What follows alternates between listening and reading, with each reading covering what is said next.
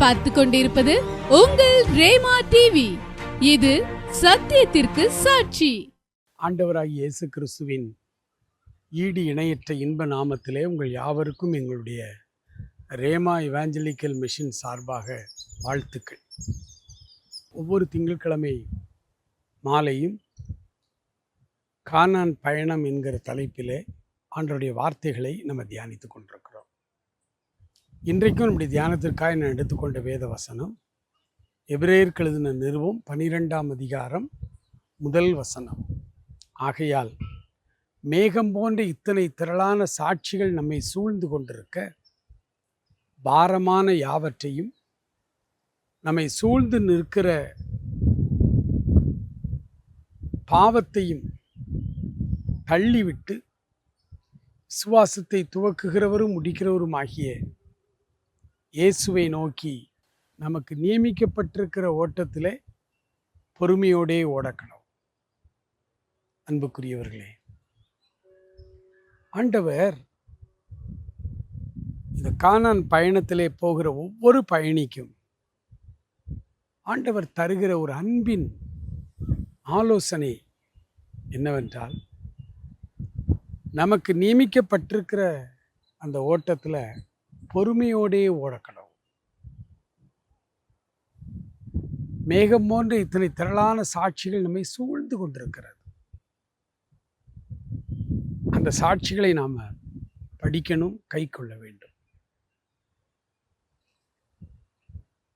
Bible முழுவதும் இருக்கிற மேகம் போன்ற இத்தனை திரளான சாட்சிகள் பைபிள் எழுதப்பட்ட காலத்துக்கு பிறகு நம் நடுவிலே வாழ்ந்த பரிசுத்தவான்கள், அந்த சாட்சிகள், அவர்களுடைய வாழ்க்கை வரலாறு, அவருடைய வாழ்வின் முடிவு, எல்லா சாட்சிகளை கை கொள்ளும் பொழுது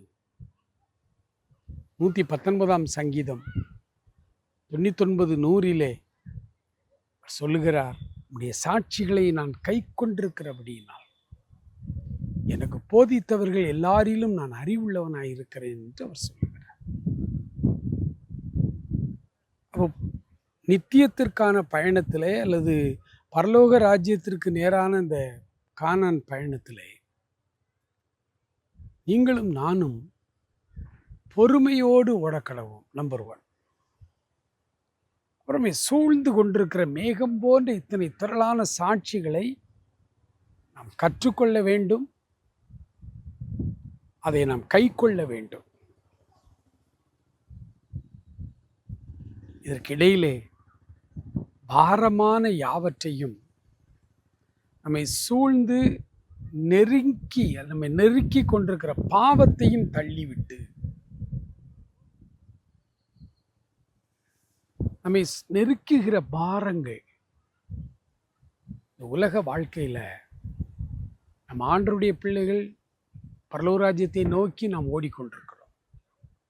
ஆனால் உலகத்தில் உள்ள எல்லாருக்கும் இருக்கிற அந்த வாழ்வு தான் நமக்கும். நம்ம என்னவோ வானத்திலேருந்து குதித்து வந்தவங்க இல்லை, இந்த பூமியில் தான் வாழ்ந்து கொண்டிருக்கிறோம். எல்லாருக்கும் வருகிற பிரச்சனைகள், எல்லாருக்கும் வருகிற போராட்டங்கள் நமக்கும் உண்டு. இந்த போராட்டங்களிலே நாம் கவனமாய் வாழ வேண்டிய ஒரு காரியம், நம்மை நெருக்கி நிற்கிற பாரத்தை தள்ளிவிட்டு. என்ன பாரம்? லௌகீக கவலைகள். நல்ல ஆவிக்குரியவர்களை கூட இந்த லௌகீக கவலைகள் நெருக்கி விடுகிறது, ஓட்டத்தை தடை செய்கிறது.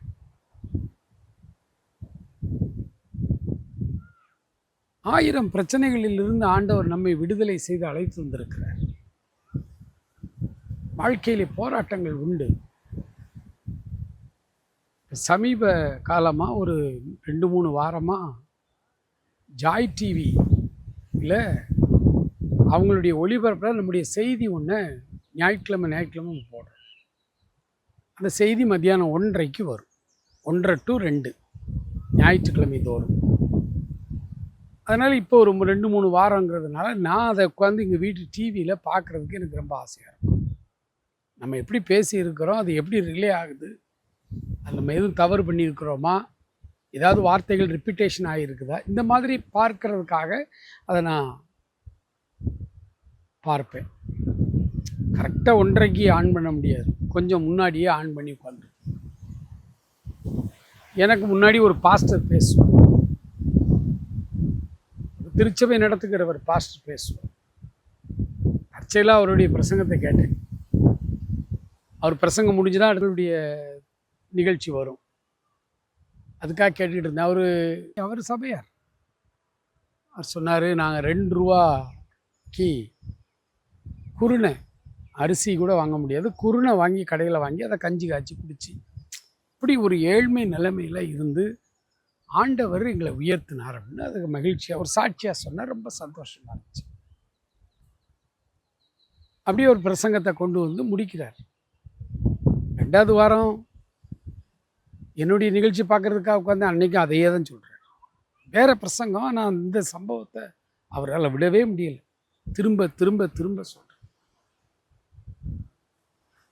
நேற்று கூட ஞாயிற்றுக்கிழமை நேற்றும் இந்த போதகர் வேற ஒரு பிரசங்கம் பண்ணுறாரு. ஆனால் இதை தான் சொல்லி முடிக்கும்போது நான் அவ்வளவு ஏழ்மையாக இருந்தேன், ஆண்டவர் என்னை கனப்படுத்தினார் அப்படின்னு அவர் சொல்கிறார். வேறு வேறு ஊரில் சுவிசேஷ ஊழியத்தில் போய் சொன்னால் பரவாயில்ல, வேறு வேறு மக்கள், அவருடைய சபை மக்கள், அவருடைய சபை மக்களுக்கு அவர் பேசும் பொழுது அவர் இப்படி திரும்ப திரும்ப அதே இதை சொன்னாது. அப்படி பொருள் என்ன? இந்த லௌகீக துக்கம், அதை நாம் அதுதான் பாரம், அந்த பாரத்தை நம்ம தூக்கி தூர போட்டோம். ஏன்னா நம்ம பாவிக்குரியவர்கள். உலக பிரகாரமான பாரங்களையே நம்ம அப்படியே சொல்லி சொல்லி மக்கள் மனசுலையும் கவலையை உண்டாக்கும். லௌகீக துக்கம் மரணத்தை உண்டாக்கும் என்று வேதம் சொல்லுகிறது. இப்ப நமக்கு என்ன துக்கம் இருக்கணும்? ஆவிக்குரிய துக்கம் இருக்கணும். ஆனால் லௌகீக துக்கம்தான் இன்றைக்கு எல்லாருடைய மனதையும் நிரப்பி இருக்கிறது. ஆகவே தான் எல்லாருமே இந்த லௌகீக துக்கங்களையே சொல்லி சொல்லி பிரசங்கம் பண்ணுகிறதை பார்க்கிறோம்.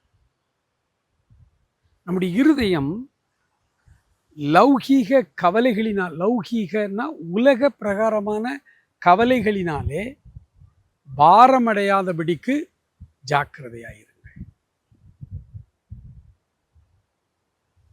ஒரு மனிதனுடைய இருதயம் பாரப்படுவதற்கு ஒன்று இந்த லௌகீக துக்கம், உலக பிரகாரமான வேண்டாத கவலைகள்.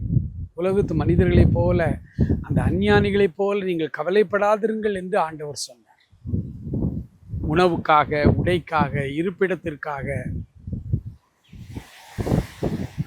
அதற்காக நீங்கள் கவலைப்பட வேண்டாம். நாளைய தினத்திற்காக கூட நீங்கள் கவலைப்பட வேண்டாம். ஆண்டவர் எல்லாவற்றையும், அவருடைய பிள்ளைகளுக்கு எல்லாவற்றையும் சரி செய்து வைத்திருக்கிறார். ஏற்ற நேரத்திலே அற்புதங்கள் நடக்கும். நம்முடைய வாழ்வே ஒரு அற்புதமான வாழ்வு தெரியுமா? ஆண்டவரை ஏற்றுக்கொண்ட பிள்ளைகள், அவரால் வழிநடத்துகிற பிள்ளைகளுடைய வாழ்க்கையிலே ஒவ்வொரு நாளும் ஆண்டவர் நம்மை செம்மையாய் நடத்தி கொண்டிருக்கிறார். இந்த நடத்துதல் அற்புதமானது, அந்த நடத்துதல் ஆச்சரியமானது. அனுதினமும் அற்புதங்களை ருசித்து கொண்டே இருக்கிற ஒரு வாழ்க்கை தான் கிறிஸ்தவ வாழ்க்கை. ஆகவே உலக பிரகாரமான இந்த கவலைகள், பாரங்கள், இது நம்முடைய இருதயத்தை பாரப்படுத்தாதபடி நம்ம கவனமாக இருக்க வேண்டும். நம்முடைய ஆவிக்குரிய வாழ்வு சிறப்பாக இருக்கும். இல்லைன்னா நம்முடைய பரலோக பயணம் தடைபடும். 2வது பெருந்தீனி அதிகமாக. அதனால தான் கிறிஸ்தவர்களுடைய ஆவிக்குரிய கிறிஸ்தவருடைய வாழ்க்கையை நீங்கள் எடுத்து பாருங்கள். அநேகமாக ஃபாஸ்டிங் நம்ம ஃபாஸ்டிங் இருக்கிறோம். நான் வாலிப வயதிலே அரசு பள்ளியில் வேலை பார்த்து கொண்டு இருந்ததுனால சனி ஞாயிறு விடுமுறை விட்டால் நான் ஃபாஸ்டிங் இருப்பேன். எந்த காரணமும் கிடையாது அதுக்கு. சனி ஞாயிறு இன்றைக்கி விடுமுறை, சரி இன்றைக்கி சாப்பிட வேண்டாம், உட்காந்து ஜெபம் பண்ணுவோம், பைபிள் வாசிப்பேன். ஏன்னா அப்போ எனக்கு நான் தனியாலாம் ஊழியம் செய்யலை, இன்னொரு ஊழிய ஸ்தாபனத்தோடு ஊழிய குழுவோடு நானும் ஒரு ஆளாக அங்கே இருக்கிறேன், மெம்பராக. இப்போ எனக்கு எந்த விதமான பொறுப்பு, ரெஸ்பான்சிபிலிட்டி இதெல்லாம் அங்கே கிடையாது. ஆனாலும் விடுமுறை விட்டாச்சுன்னா நான் உபவாசம் பண்ணுவேன். உலக பிரகாரமான பாரம். ஐயோ எனக்கு பிள்ளைகள் இருக்குது, கட்டி கொடுக்கணுமே, என் பிள்ளைகளுக்கு ஒரு நல்ல எதிர்காலம், என் பிள்ளைகளுக்கு ஒரு நல்ல வேலை, பிள்ளைகளுக்குன்னு ஒரு வீடு, எனக்குன்னு ஒரு வீடை கட்டி முடிச்சிட்டேன், நம்ம பிள்ளைகளுக்கு ஒரு வீடு. இப்படியே வாழ்க்கை முழுசும் இந்த உலக பிரகாரமான பாரங்களில் ஆண்டவர் நமக்கு என்ன ஆசீர்வாதம், இந்த உலகத்தில் வாழ்வதற்கு, உண்பதற்கும் உடுப்பதற்கும், இந்த உலகத்தில் நமக்கு என்ன தேவையோ அதை தேவை வச்சிருக்கிறார். அஞ்ஞானிகள் அதை நாடி தேடி அலைஞ்சி வாழ்க்கையே வேஸ்ட் பண்ணுறாங்க. ஆண்டவருடைய பிள்ளைகள் நாம் ஆண்டவருடைய சமூகத்தில் இருந்து அவருக்கு மகிமை செலுத்தி அவருடைய சமூகத்தில் எல்லாவற்றையும் ஒப்படைத்து விட்டு ஆண்டவர் கையிலிருந்து வருகிற நன்மைகளை, ஆசீர்வாதங்களை பெற்றுக்கொண்டு அனுதினமும் மகிழ்ச்சியோடு சந்தோஷமாய் வாழவே தான் ஆண்டவர் நம்மை அழைத்திருக்கிறார். பரலோக பயணம் என்பது அழுது கொண்டே போவதல்ல, அது ஒரு மகிழ்ச்சியான பயணமாய் அதை மாற்ற வேண்டும். அநேகர் அழுது கொண்டே தான் அந்த பயணத்தை போறாங்க. அப்போ பாரமான யாவற்றையும், அது நம்மை நெருக்கி நிற்கிற பாவங்கள் அடுத்து.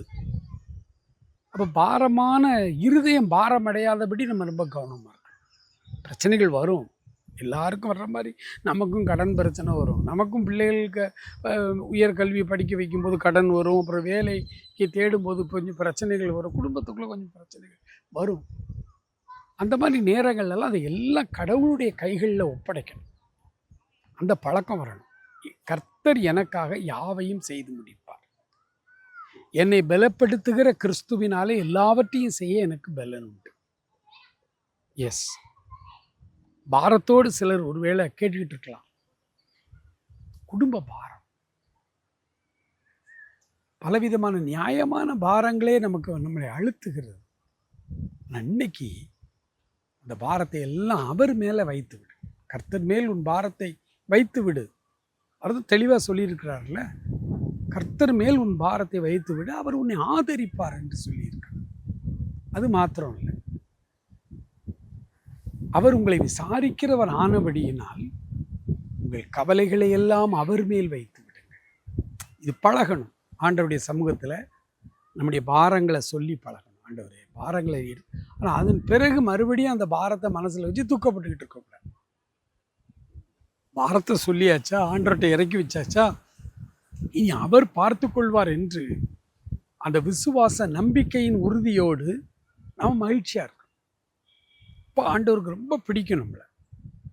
பாரத்தை எல்லாம் அவர் மேலே இறக்கி வச்சுட்டு மறுபடியும் அந்த பாரத்தை மனசுக்குள்ளேயே வச்சு மறுபடியும் கவலைப்பட்டுக்கிட்டு இருந்தால் ஆண்டவருக்கு அது ரொம்ப துக்கத்தை உண்டாக்கும் நம்முடைய வாழ்க்கை. அதனால தான் நீதிமொழிகளில் தகப்பனை சந்தோஷப்படுத்துகிறவன் ஞானமுள்ள மகன் என்று நம்மை குறித்து எழுதியிருக்கிறார். தகப்பன்னா ஆவியானவர், ஆண்டவர். அவர் இருதயத்தை சந்தோஷப்படுத்துகிற ஒரு மகன், அவன் தான் ஞானமுள்ள மகன்.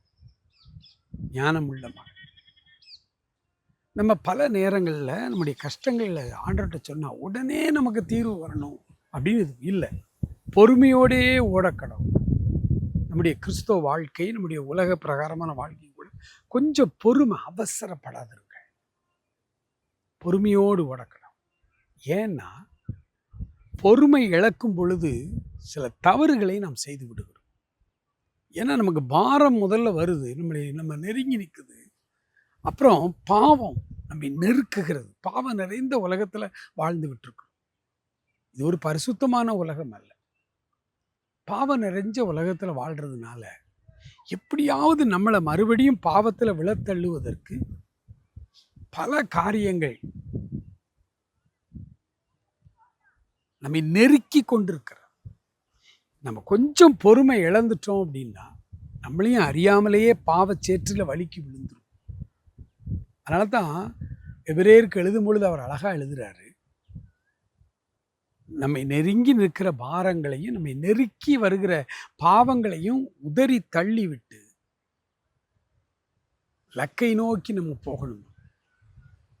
விசுவாசத்தை துவக்குகிறவரும் முடிக்கிறவருமாகிய ஆண்டவரை நோக்கி நமக்கு நியமிக்கப்பட்டிருக்கிற ஓட்டத்தில் பொறுமையோடு ஓடக்கணும். அந்த இடத்துல அவர் பயன்படுத்துகிற வார்த்தைகள்லாம் எல்லாம் ஜீவனுள்ள வார்த்தைகள். விசுவாசத்தை துவக்குகிறவரும் முடிக்கிறவரும். அப்போ இந்த பரலோக பயணம் என்பதும் இந்த கிறிஸ்தவ வாழ்வு என்பதுமே ஒரு விசுவாச அடிப்படையிலான ஒரு வாழ்வு. விசுவாசம் என்ன? காணப்படாதவைகளின் நிச்சயம். நமக்கு எல்லாமே தெரியணும்னு விரும்புகிறோம், எல்லாமே நம்மகிட்ட சொல்லிட்டு தான் செய்யணும்னு நினைக்கிறோம். அவ்வளோ பெரிய தீர்க்கதரிசி எலிசா சுனேமியாள் வீட்டுக்கு போகிறாங்க, ஜெபம் பண்ணுறாரு, வர்றாரு. அந்த அம்மாவுக்கு ஒரு பிரச்சனை இருக்குது, அந்த குடும்பத்தில் குழந்தை இல்லை. அப்போ வேலைக்காரன் விட்டு கேட்குறாரு, ஏம்மா அந்த அம்மாவுக்கு எதுவும் பிரச்சனை இருக்கா, நான் எதுக்காக ஜெபிக்கணுமா? குழந்தை இல்லை அப்படின்னு சொன்ன உடனே குழந்தைக்காக அவர் ஜெபிக்கிறார். குழந்தைக்காக அப்படி ஜெபிக்கும் பொழுது ஆண்டவர் அழகான ஒரு ஆம்பளை பிள்ளையை அங்கே கொடுக்குறாரு. இதெல்லாம் ரொம்ப ஆசீர்வாதம், அற்புதமாக படிக்கிறதுக்கு நல்லா இருக்கும்.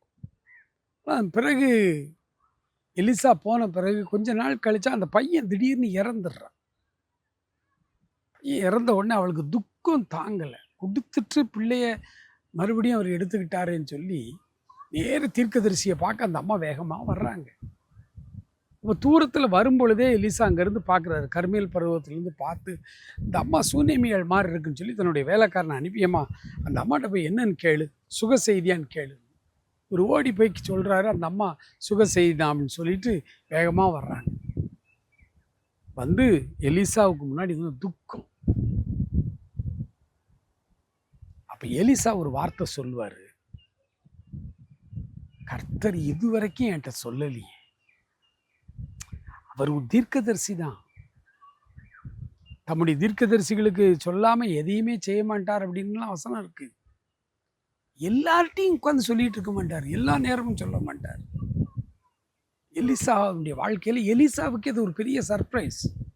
எலிசா யோசிக்கிறாரு, இதுவரைக்கும் கர்த்தர் என்கிட்ட மறைச்சிட்டாரே, நல்லா சொன்னார் என்கிட்ட.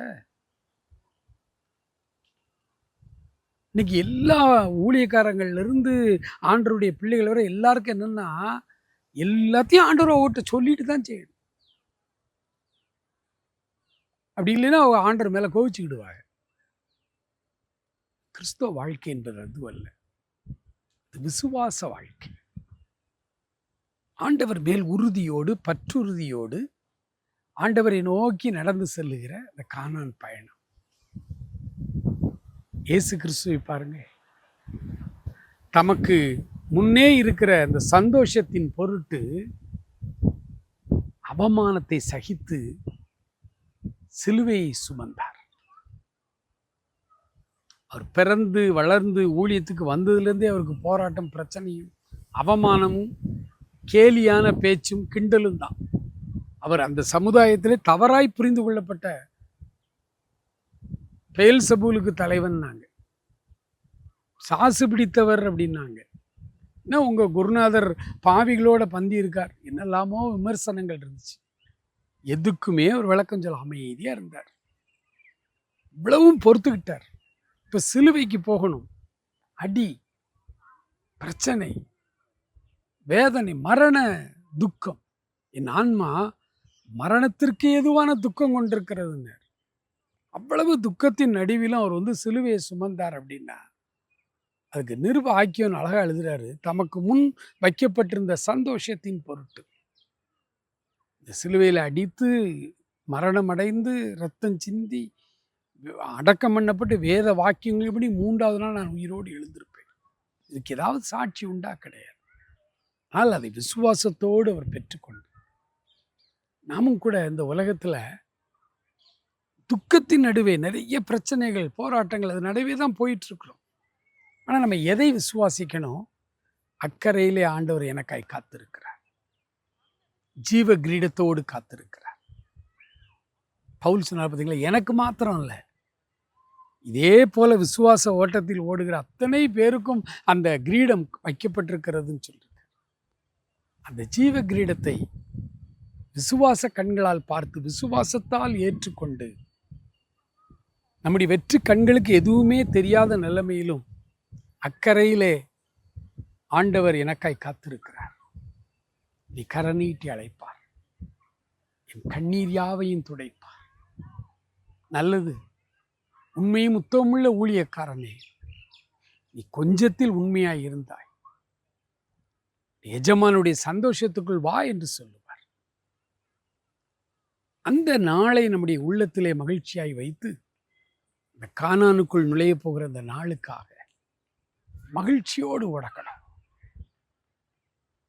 பொறுமையோடு ஓடக்கணும், அவசரப்பட வேண்டாம். தமிழ்நாட்டிலே ஒரு அழகான பழமொழி, ஆத்திரக்காரனுக்கு புத்தி மட்டு அப்படின்னு சொல்லி. நம்ம பைபிள் அதை அழகா சொல்லுது, முற்கோபி மதிகேடானதை செய்கிறான், முற்கோபி மதிகேட்டை செய்கிறான். ஆண்டவர் ஏன் எனக்கு டிலே பண்றாரு, என்னுடைய கேள்விகளுக்கு பதிலளிக்க ஏன் தாமதிக்கிறார் அப்படின்னா, ஆண்டவர் உங்களை பொறுமையோடு காத்திருக்க சொல்லுகிறார். நாம் காத்திருக்க வேண்டும். ஆபிரகாம் மகனுக்காக 25 ஆண்டுகள் காத்திருந்தார். அவர் கீழ்ப்படிதல்ல குற்றமா, கர்த்தருக்கு பயந்து நடக்கிறதுல அவர் தப்பு பண்ணாரா?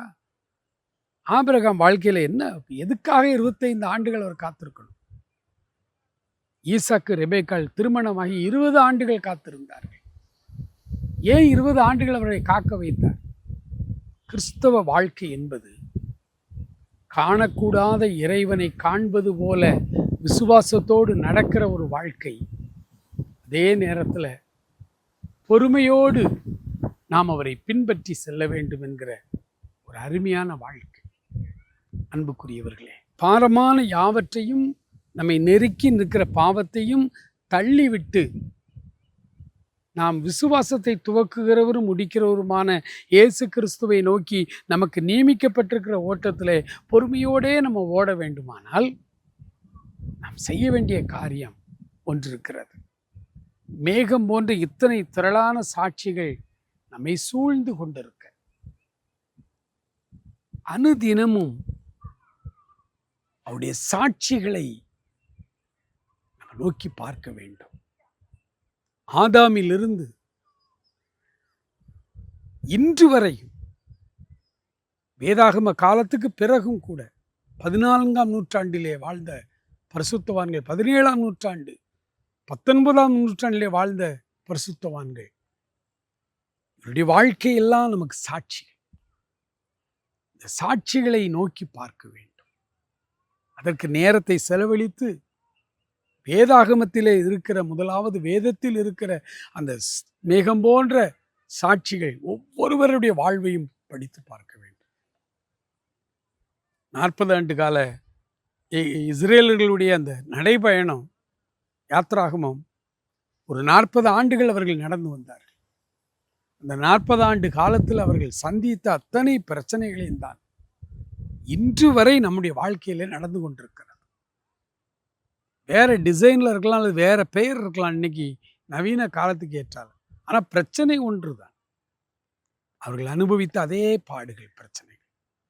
அதில் அவர்கள் எப்படி விசுவாசத்தை காத்து கொண்டார்கள், அவர்கள் எப்படி அதில் அடிபட்டு போனார்கள், ரெண்டையுமே நம்ம பார்க்க வேண்டும். சாட்சிகள் நம்ம கற்றுத்தருகிற பாடங்கள். அதனால தான் எல்லா திருச்சபைகளிலும் ஊழியர்கள் சபை மக்களை பார்த்து சொல்வார்கள், பைபிள் படிங்க, பைபிள் படிங்க, பைபிள் படிங்க, வசனத்தை படிங்க, வசனத்தை தியானிங்க. திரும்ப திரும்ப திரும்ப திருச்சபை மக்களுக்கு இந்த ஆலோசனை ஏன் இன்றைக்கு கொடுத்து கொண்டே இருக்கிறோம்? ஒரே ஒரு காரணம் தான், இந்த வேதத்தை படிக்கத்தான். அந்த வேதத்தில் எழுதப்பட்ட அந்த சாட்சிகளுடைய வாழ்க்கை நமக்கு பல அற்புதமான காரியங்களை, நமக்கு வேத போதனைகளை கற்றுத்தருகிறது. சாட்சிகளை நாம் கைக்கொள்ள வேண்டும். சாட்சிகளின் வழியிலே நாம் செல்ல வேண்டும். அந்த சாட்சிகளை நாம் கைக்கொள்ளும் பொழுது ஆண்டவருடைய வேதம் சொல்லுகிறது, அந்த கிறிஸ்தவ விசுவாச ஓட்டத்திலே நாம் பொறுமையோடு செல்வதற்கு இந்த சாட்சிகள் நமக்கு மிகவும் நமக்கு ஆச்சரியமான காரியங்களை தருகிறது.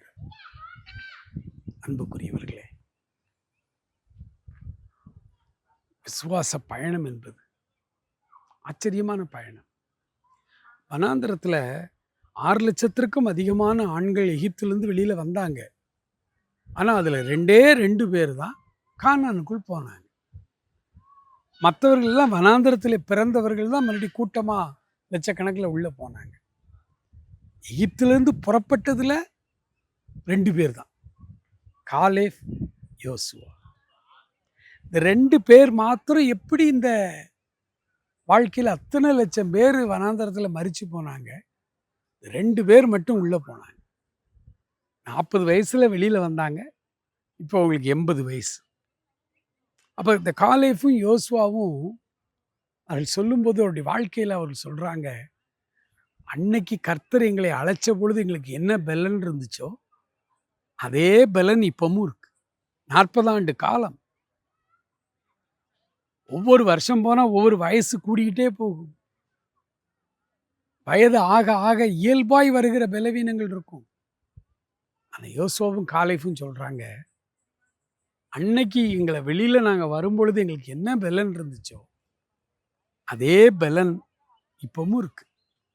இந்த 40 ஆண்டு காலம் ஆண்டவர் எங்களை நடத்தி கொண்டு வருகிறார். இந்த தேவ பலன் அவர்களுக்கு எப்படி வந்தது? 2 காரியம்தான்.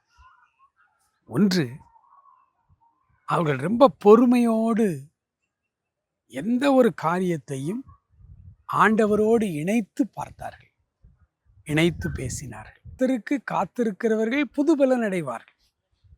ஓடினாலும் இளைப்படைய மாட்டார்கள், நடந்தாலும் சோர்ந்து போக மாட்டார்கள். அதுக்கு என்ன காரணம்? யோசுவாவும் காலேஃபும் தேவ சமூகத்திலே அப்படி காத்திருந்தார்கள். வேவுக்காரர்கள் 10 பேர் துர்ச்செய்தி கொண்டு வந்தார்கள். இவர்கள் 2 பேர் தான் உண்மையான செய்தி கொண்டு வந்தார்கள். அந்த 10 பேர் பார்த்த காட்சியைத்தான் அந்த 2 பேரும் பார்த்தார்கள். இவங்க மட்டும் ஏன் இப்படி ஒரு நல்ல செய்தி சொன்னாங்க? அநேகர் இந்த உலகத்தில் சொல்லுவாங்க, அது பாசிட்டிவ் அறிக்கை, நேர்மறையான அறிக்கை. நேர்மறையான அறிக்கையில் ஆண்டவர் ஒரு இடத்துலையும் நெகட்டிவாக பேசு, பாசிட்டிவாக பேசுன்னு சொல்லவே இல்லை, உள்ளதை பேசுனார். அவர்கள் அந்த பார்த்த காட்சியை, அதே அரக்கர்களை தான் அவர்களும் 2 பேரும் பார்த்தாங்க. ஆனால் இந்த அரக்கர்களையும் ஆண்டவரையும் இணைச்சி பார்த்தாங்க. இவங்களை ஈஸியாக ஜெயிச்சிடலாம். நாங்கள் இந்த 10 பேரும் அந்த அரக்கர்களையும் தங்களையும் ஒப்பிட்டு பார்த்தாங்க. நம்ம வெட்டுக்கிளி மாதிரி இருக்கும், நம்மளை மிதிச்சிருவாங்க அப்படின்னு பயந்தாங்க. அவ்வளோதான். அந்த ஆண்டவரை நோக்கி பார்த்தவங்க வந்ததுனால தேவபலன், சரீரபலன் அவர்களுக்கு எல்லாமே இருந்தது. அவங்க அந்த விசுவாச வாழ்க்கையில் வெற்றி அடைந்த வீரர்கள் யோசுவாவும் காலேப். நாமும் இன்னைக்கு ஆண்டவர்கிட்ட சொல்லுவோம், ஆண்டவரே, கிறிஸ்தவ வாழ்க்கையில் நானும் ஒரு வெற்றி உள்ள ஜீவியம் செய்யணும், நோக்கி பார்க்கணும், வேதத்தை தினமும் வாசித்து நான் தியானிக்கணும். மகா இரக்கமுள்ள எங்கள் ஆண்டவரே, நன்றி நிறைந்த உள்ளத்தோடு நாங்கள் துதிக்கிறோம், ஸ்தோத்திரிக்கிறோம்.